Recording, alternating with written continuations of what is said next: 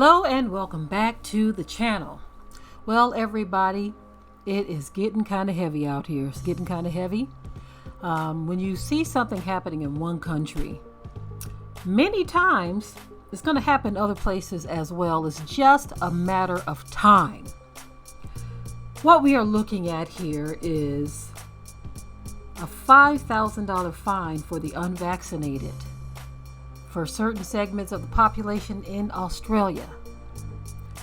That is causing a lot of outrage across the internet. A lot of people are responding because they feel that this is a strong, heavy overreach. Okay? Anyway, I have some details on this situation. I mean, what do you even call this stuff anymore? I mean, this is something we've never seen before. A lot of people don't have $5,000 just to pay for a fine. Who gets that money? I mean, I'm always wondering, whenever there's a fine, who gets that money? Who's going to get rich from this? First of all, a lot of the people aren't going to be able to afford to pay it to begin with. So what's the next step after that? A lien on their life? Anyway, take a listen at the details of what's going on in Australia, and I will be right back. A controversial move to fine employees $5,000 if they turn up to work unvaccinated has sparked furious backlash across Australia and the world. Australia's move to mandate the vaccine across multiple states and territories has faced fierce criticism, not least from people overseas. Already in New South Wales, and soon to be in Victoria, workers who come into contact with the public are being told to get vaccinated or face being stood down if they cannot work from home. The Northern Territory government has now warned local workers to get jabbed or cop a $5,000 fine if they go to work unvaccinated. Chief Minister Michael Gunner said essential workers, anyone in a face-to-face customer service role, or Territorians working with vulnerable people would cop the fine if they turn up to work without at least one dose by Friday, November 12th. That puts him just 28 days away from enacting what is believed to be the toughest vaccine mandate in the world. Mr. Gunner wants to achieve the target of 80% of Territorians being fully vaccinated by mid-November, but evidently that is not enough. All workers who come into contact with the public or are essential workers must be fully vaccinated by Christmas Day. Simply not wanting the vaccine is not a reason to avoid it, Mr. Gunner warned. So far, 58% of people in the NT are fully vaccinated, well behind the national rate of 65.4% and a long way short of NSW, which leads Australia with 78%. You must receive a COVID-19 vaccine if in the course of your work, you come into contact with vulnerable people, your workplace poses a high risk of infection, or you perform work that is necessary for the operation or maintenance of essential infrastructure or logistics in the territory, he said. Mr. Gunner said even if people were unsure if they were required to get vaccinated, they should do it. The reason for this is the worker may not know the vulnerability of the person they are interacting with. It is simple, if your job include interacting with members of the public, then you need to get the jab, he said. If you work in hospitality, you need to get the jab. If you work in retail or in a supermarket, you need to get the jab.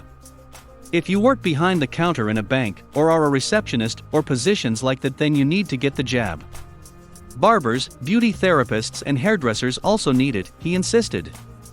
He said while there would be exemptions, they are extremely narrow, and must be backed up with medical evidence. Mr. Gunner's tough ultimatum, which was part of his plan to reopen the Northern Territory's borders, sparked a social media frenzy identified by the hashtag #AustraliaHasFallen. While many of the critics on Twitter, Instagram and Facebook were locals, at least an equal number seemed to be American or British vaccine skeptics or libertarians. Colin from Manchester posted, "How can the rest of the world stand by and let this happen? Is Australia a testing site for this new world order split? Let's hope the people wake up and stop this before it's too late." Many were also irreverent Australians hijacking the hashtag. Angus64 posted, #AustraliaHasFallen for Betty, my wombat friend, with a photo of an adorable wombat Joey. Chief Health Officer Hugh Heggie spoke out against social media misinformation and some church groups for undermining the vaccination campaign in remote communities. The vaccine is safe. It hasn't got microchips in it, or 5G SIM cards, he said. NT Police preferred not to take a hardline enforcement approach, Police Commissioner Jamie Chalker said, but he pledged local cops would do what was necessary to get compliance. The trade-off is my people literally walking around collecting bodies, who passed away from COVID. That's a real conversation that the chief health officer and I have had about what is the worst-case scenario, Mr. Chalker said. Meanwhile, concerns were raised about the vaccine mandates by employer groups. The Australian Education Union NT fears the vaccine mandate could lead to staff shortages in schools. A survey of more than 640 school staff across urban and remote areas revealed 17% of teachers don't intend to get vaccinated. The survey also found that 33% of respondents don't agree with mandatory vaccinations for school employees, and 11% had mixed feelings. Whilst it's a minority view, there is a significant proportion of members who aren't supportive, Branch President Jarvis Ryan said Thursday. It could impact staffing levels if workers are forced to resign or are sacked because they refuse to get the jab. Our schools are already stretched and we have members saying they're adamant they won't get vaccinated, Mr. Ryan said. We may lose some very capable employees. The union has written to members advising any who are unvaccinated to book an appointment immediately. It warned that failure to comply with the mandate would likely lead to termination of employment. The NT Police Union says about a third of officers are unvaccinated, and it would assist any that refuse to comply with the health edict. The safety, health and well-being of our members will always be the primary focus of the NT Police Association, President Paul McHugh said. Those who are unable or are unwilling to get vaccinated will be guided through the process with the department on a case-by-case basis. The NT Police Association estimates about 70% of the NT police force has had one dose of the vaccine. Okay.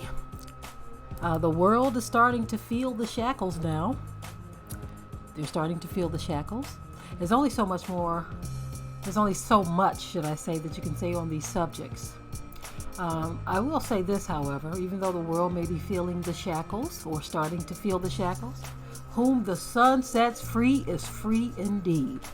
In this hour, we must trust and depend on our Creator because things are getting heavy, but remember, they only go from bad to worse, right? And so you think this is something, you ain't seen nothing yet, but it's not for us to fear, it's for us to have faith, it's for us to fortify our minds, fortify ourselves spiritually to prepare for what is to come, right? And to look up to our Creator for the answers. The answers lie within our Creator, okay? Not within your fear. Fear gets you nowhere, okay?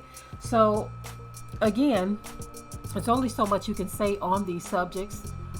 It is very heavily censored. You can share what is happening in the world, but you have to always remember to keep it tight and keep it right in the comment section. Keep it tight and keep it right, okay? If it's happening in one place, most likely it's going to start to happen in other places too. It all depends too, because there is a lot of backlash happening around the world from people who don't agree with it. Some people do agree with it. Wherever you stand on this whole issue, wherever you stand, you have to understand that everyone is being affected by this one way or another, because you have some families that are split. You have those in a household who want to get the jab, and you have those in the household who don't want to get the jab, and it is dividing households, right? It's dividing households because people are split for a number of different reasons, okay?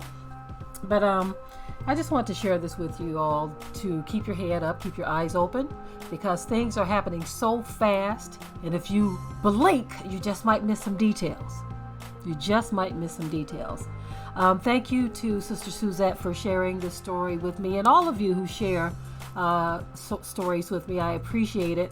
I don't always get to call out the names because so many different people share some of the same stories. I'm not always able to remember who shared what. So I appreciate every last one of you who do share stories, and many things show up in my feed as well.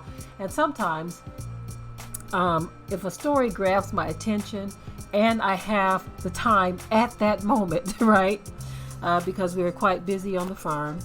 Anyone who does any type of gardening or farming knows exactly what I'm talking about. So you have to kind of grab moments, right? Some stories deserve a lot more time. So I may look at them and say, well, that's going to require a great deal of time to sit down and pick this apart, right? Some things actually end up in a full broadcast, right?